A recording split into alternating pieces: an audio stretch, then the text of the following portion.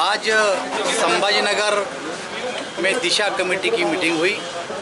उस मीटिंग में हमारे सहयोगी एमपी, एमएलए और सब ऑफिसर थे, कलेक्टर साहब भी थे, कमिश्नर साहब भी थे कॉरपोरेशन के। इस मीटिंग में केंद्र शासन प्रायोजित जो भी कोई स्कीम जिले के लिए होती है, बजट प्रोविजन होता है, उसकी टाइम लिमिट होता है, उसके बारे में इस मीटिंग में चर्चा होती है। मुझे ऐसा लगता है कि इस मीटिंग में लॉकडाउन के कारण जल्दी नहीं हो पाई, लेकिन आज मीटिंग में बड़ी अच्छी चर्चा हुई। ज़िले के बारे में फिर वाटर सप्लाई स्कीम होने दो, नेशनल हाईवे होने दो, कृषि का विषय होने दो, गौन खनिज का विषय होने दो, जो इसके प्रधानमंत्री घरकुल योजना का विषय होने दो, ये सारे विषयों पर आज बहुत ही अच्छी तरह से चर्चा हुई। सर शिवसेना के लोग प्रतिनिधि नहीं थे क्या? थे बोरनाले साहब थे शिवसेना से, और कन्नड़ के एमएलए भी थे। देखिए, बहुत ही ये अफसोस की बात है कि ये जो दिशा की जो मीटिंग होती है उसमें केंद्र सरकार की जितनी भी स्कीम्स होती है उसका रिव्यू किया जाता है।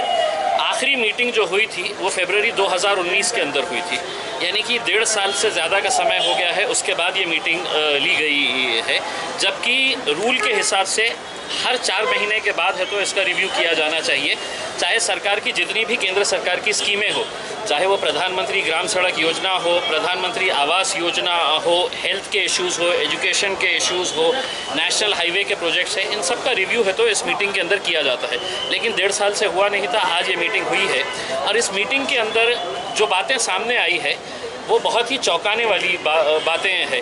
एक तरफ प्रधानमंत्री बड़ी बड़ी बातें करते हैं कि हम यहाँ पर करोड़ों रुपया दे रहे हैं करके, और दूसरी तरफ ज़मीनी स्तर के ऊपर उसका इस्तेमाल किस तरह से हो रहा है।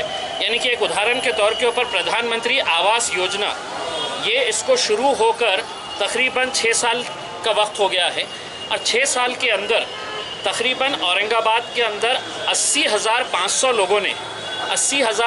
लोगों ने आवेदन किया है कि प्रधानमंत्री आवास योजना के अंदर इनको मदद मिलनी चाहिए।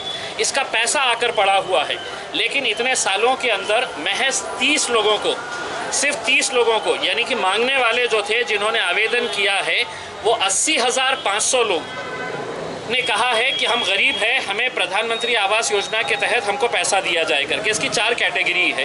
वो 4 कैटेगरी के अंदर से सिर्फ एक कैटेगरी के अंदर अभी तक 30 लोगों को ये फाइनल दिया गया है। हमने ये बात अब केंद्र सरकार के हम निर्देश के अंदर लेकर आएंगे कि आप बड़ी बड़ी बातें करके गरीबों से एप्लीकेशन मंगा रहे हैं, और ज़मीनी स्तर के ऊपर अगर आप 30 लोगों को दे रहे हैं तो ये गरीबों का एक मजाक उड़ाने के तौर के ऊपर इस तरह के बातें सामने आई है। दूसरी ये है कि जो प्रधानमंत्री ग्राम सड़क योजना हो, नेशनल हाईवे हो, या मुख्यमंत्री ग्राम सड़क योजना हो, ये रोड के ऊपर करोड़ों रुपए खर्च किए जा रहे हैं, लेकिन वो रोड की क्वालिटी का स्तर अगर हम देखेंगे तो बहुत ही ख़राब है। एक निर्णय ये लिया गया है कि क्वालिटी कंट्रोल के जो अधिकारी होते हैं वो लोगों के साथ लोक प्रतिनिधि वहाँ पर जाके, इनकी एक मोबाइल लैब होती है जहाँ पर सड़क की क्वालिटी चेक की जाती है। आज हकीकत ये है कि इतनी सारी रोडें बन रही है, लेकिन वो रोड एक बारिश या 2 बारिश के अंदर पूरी तरह से बह जाती है। तो अध्यक्ष महोदय को सभी लोक प्रतिनिधियों ने विनती किया है कि हम भी वहाँ पर चलेंगे, हमें कुछ समझेगा नहीं कि रोड के अंदर मट्टी डाली गई है या पत्थर डाले गए हैं करके।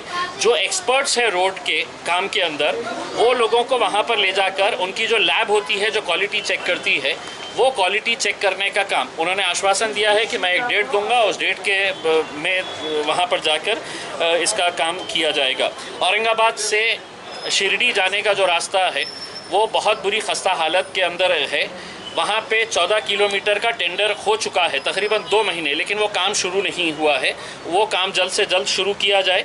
और 27 किलोमीटर का एक नया पैच जो है उन्होंने आश्वासन दिया है कि हम अगले 8 से 10 दिनों के अंदर इसका टेंडरिंग प्रोसेस कंप्लीट करके ये 27 किलोमीटर का रोड हम वहाँ पर निकालेंगे। तीसरा ये है कि प्रधानमंत्री साहब ने एक और वादा किया है कि हर घर जल, जो हर घर के अंदर एक नल के ज़रिए जल प्रोवाइड किया जाएगा, चाहे वो ग्रामीण इलाका हो या शहरी भाग हो, उसके लिए एक इमीडिएट सर्वे करने की ज़रूरत है। क्योंकि केंद्र सरकार ने पूरा लक्ष्य अब ये किया है कि हम पानी के ऊपर है तो करेंगे, लेकिन अगर ज़मीनी स्तर के ऊपर इसका सर्वे नहीं किया गया, अगर पूरी तरह से इसका कामकाज अगर सही तरीके से नहीं होगा तो इसकी हालत भी वैसी ही होगी जैसा प्रधानमंत्री आवास योजना की हुई है।